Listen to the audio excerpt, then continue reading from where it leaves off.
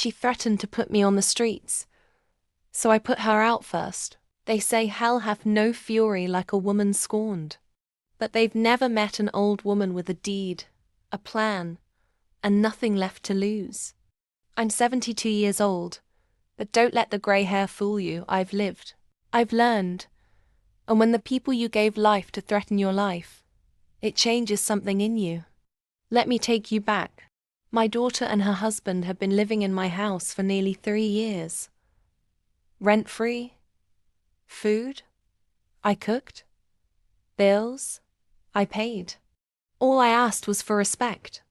Instead, one night during a minor argument about her husband's laziness, my daughter turned to me, eyes cold, and hissed, "You better start respecting my husband.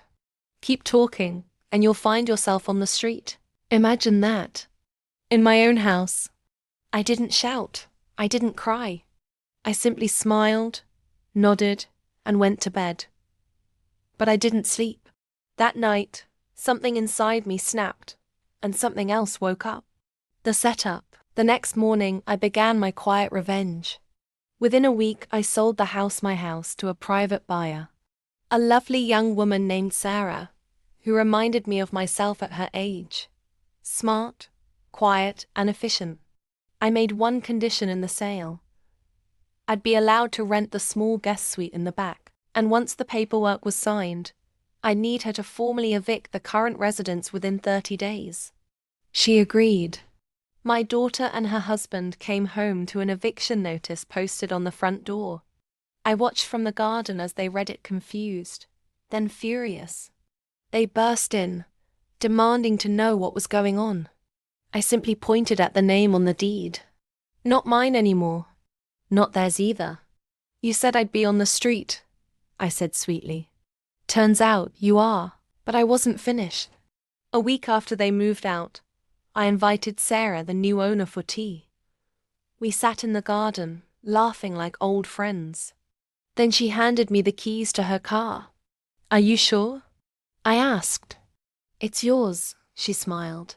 "Just like we agreed. And the job offer stands too. You'll be managing all 6 of my properties now. I don't trust anyone else." See, what my daughter didn't know was that during those sleepless nights, I wasn't just angry, I was researching. Turns out, I still had a few business connections from my younger days. I found a buyer who wasn't just rich, she was also a real estate investor looking for a business partner with experience, honesty, and grit. Me. Now I co-manage a small but growing portfolio of homes. And guess who applied to rent one of our units last month? Yup, them. I declined their application. Politely, of course. Credit score too low. Job history too unstable. Personality? Let's just say, not a good fit. Like stories with savage twists and cold revenge? Then hit subscribe and turn on notifications, because I've got more tailies that'll make your jaw drop and your heart race. You've never seen karma like this before. Subscribe now. Justice is just getting started.